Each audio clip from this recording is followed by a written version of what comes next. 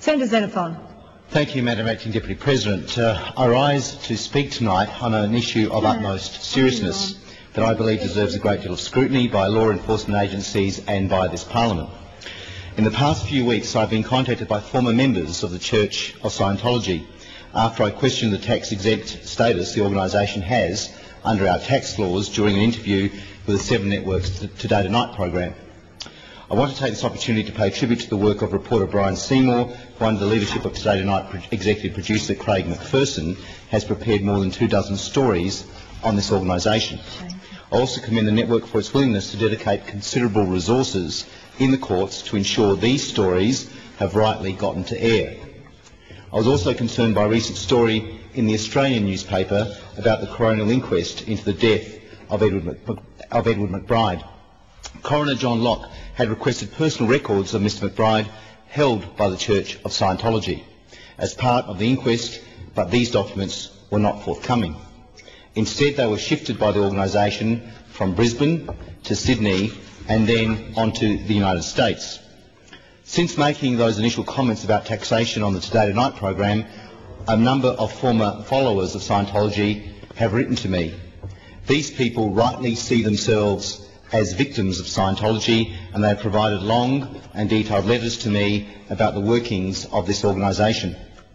I seek leave to have copies of these letters tabled, some of which have had the names of some Scientology followers deleted with the permission of the authors. I seek leave.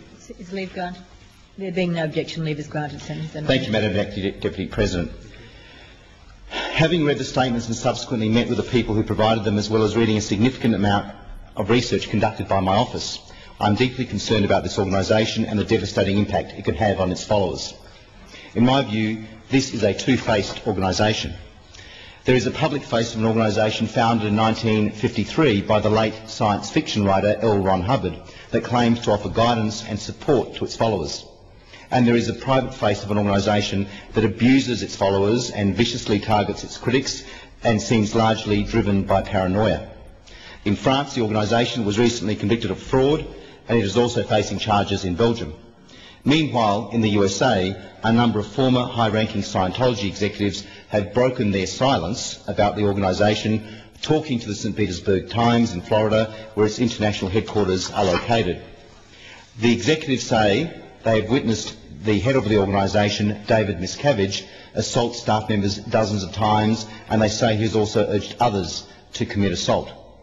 The executives also claim the organisation has used blackmail and threats against former members and perceived critics of the organisation, and that the organisation has knowingly, repeatedly obstructed justice. Claims have also been made that information provided to the organisation by members during what is known as auditing sessions, which are a crude hybrid of confession and counselling, and for which the organisation claims so-called priest penitent privilege, was then used to blackmail and manipulate members. What we are seeing is a worldwide pattern of abuse and criminality, and on the body of evidence, this is not happening by accident, it is happening by design. Scientology is not a religious organisation. It is a criminal organisation that hides behind its so-called religious beliefs. What you believe does not mean you are not accountable for how you behave. The letters received by me, which were written by former followers in Australia, contains extensive allegations of crimes and abuses that are truly shocking. Crimes against them and crimes they say they were coerced into committing. There are allegations of false imprisonment, coerced abortions and embezzlement of church funds, of physical violence and intimidation, blackmail and the widespread and deliberate abuse of information obtained by the organisation. It is alleged that information about suspicious deaths and child abuse has been destroyed, and one follower has admitted that he was coerced by the organisation into perjuring himself during investigations into the deaths of his 2 daughters. These victims of Scientology claim it is an abusive, manipulative, violent and criminal organisation, and that criminality is condoned at the highest levels. Aaron Saxton is one of the victims of Scientology who wrote to me. He was born into the organisation and rose to a position of influence in Sydney and the United States. He says in his statement that his mother was coerced into signing over guardianship of him when he was a child to a Scientology official so he could be moved to Australia. In or around January 1990, he was told by the organisation not to report the attempted rape of him by a man. He says this was due to the organisation's public relations policy. Aaron was still a child when he says he was asked to cover up the defrauding of credit cards and cash by a Scientology employee. He says the organisation exercised frightening levels of control over followers. At least 10 times he was forced to endure a diet of beans and rice for periods of up to 2 weeks as punishment. And because of Scientology's bans on medications and seeking medical attention, he says he was forced at times to extract his own teeth without the aid of painkillers. At age 16, Aaron says he was made a security guard for the church. In this role, he says he issued so-called non-communication orders on no less than half a dozen families, including his own.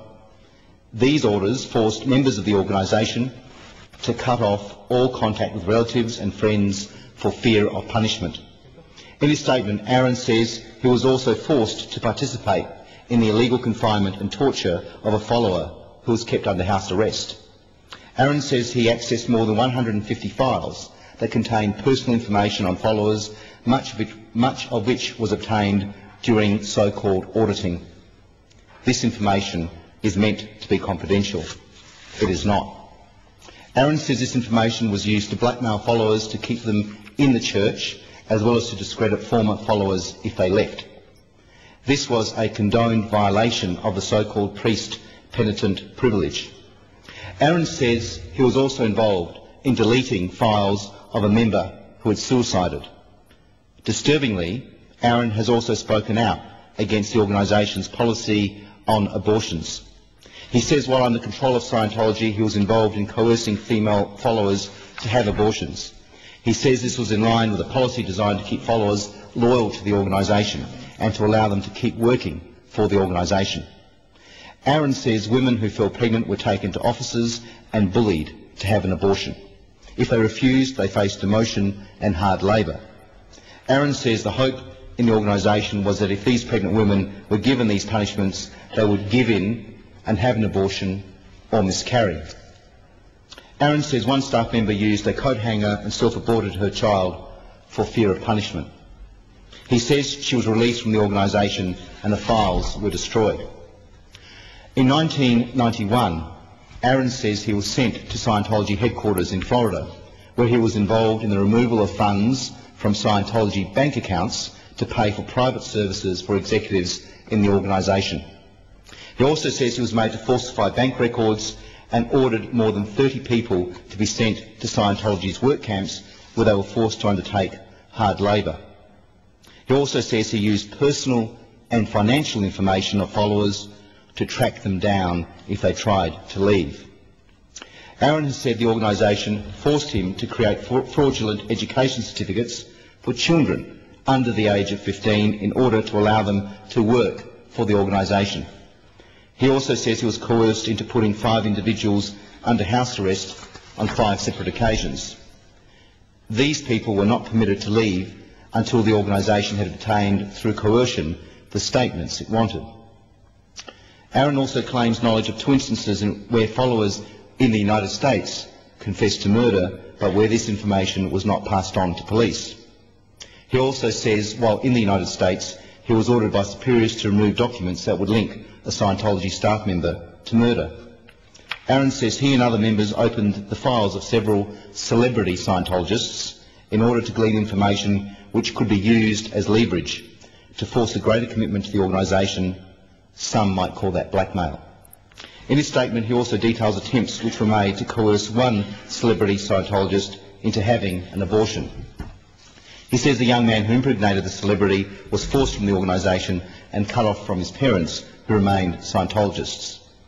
Aaron said he was so heavily under the control of the organisation's bizarre power structure, he was complicit in ordering the beating of one follower and facilitated the beating of another. He says he was ordered to help a Scientologist who was hiding from authorities and admits to ordering the throwing overboard of a man from the Scientology ship, the Freewinds. He is not sure if this order was ever carried out. Aaron has now left the organisation and is willing to cooperate with police investigations into these matters. He was born into the cult and he says he regrets the control it had over him and the things he did as a result. I ask my fellow senators, do these things sound like religious activities to you?